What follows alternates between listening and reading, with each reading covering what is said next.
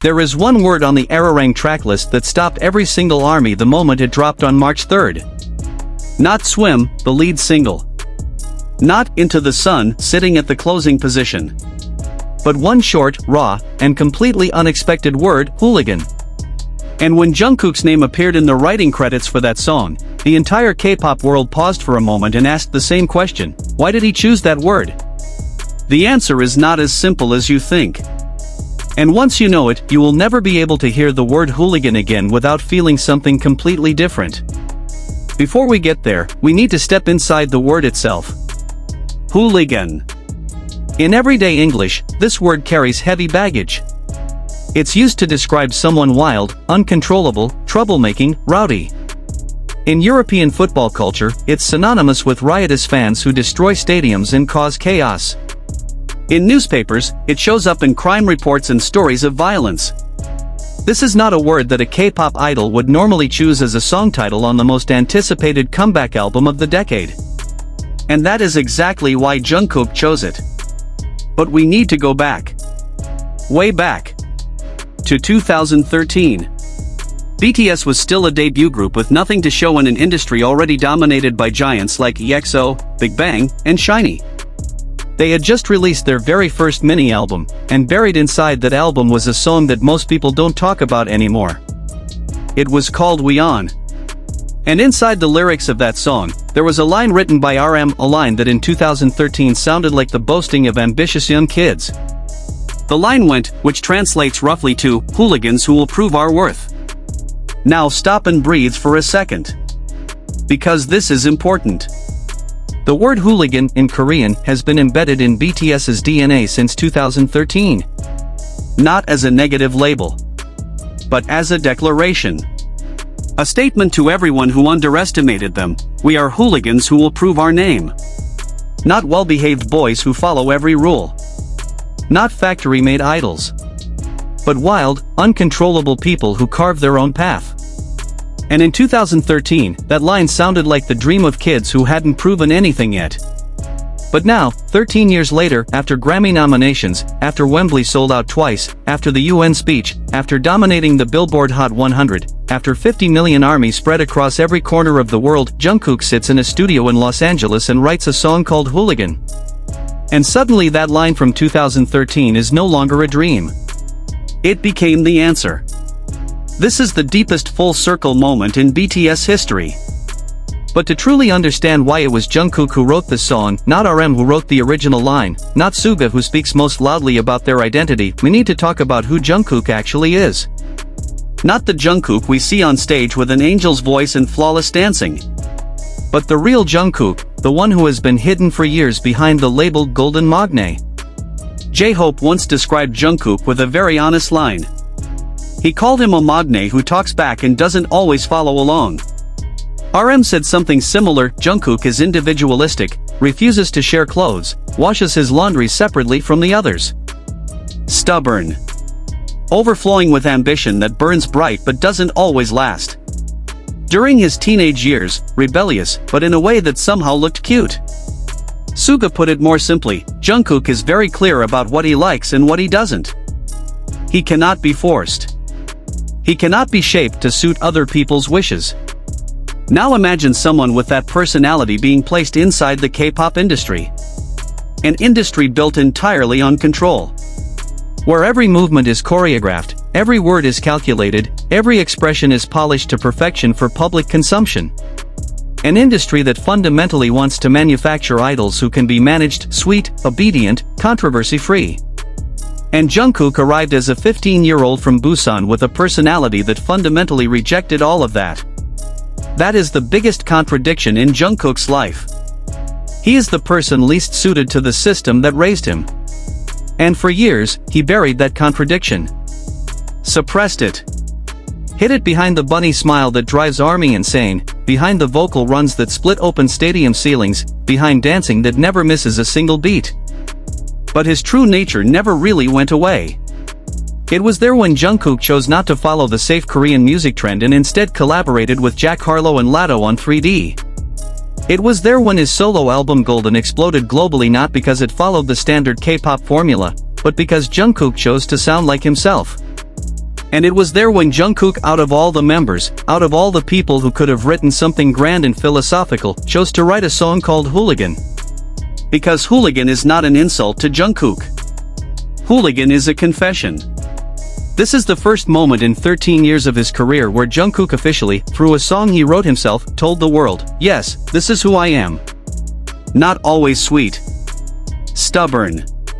Not fully tameable. And I am proud of it. This is also about what happened during the 2 years he spent in the military. Imagine someone whose entire life is music, movement, creativity, and connection with millions of people suddenly placed inside one of the strictest military structures in the world. Wake up early, sleep on schedule, follow orders, no room for individuality, no stage, no microphone. For 2 full years. Jungkook told Rolling Stone that during his military service, he couldn't work on music even when he wanted to. And that built an incredibly powerful longing inside him, not just a longing for music, but a longing for the freedom to be himself. And when he finally got out, when he could finally sit in front of a microphone again, when he could pick up a pen and write, what came out first? Not a song about delicate love. Not a song about poetic suffering. But a song whose title is the word furthest possible from the military world he had just left behind. Hooligan. Wild. Free. Uncontrollable.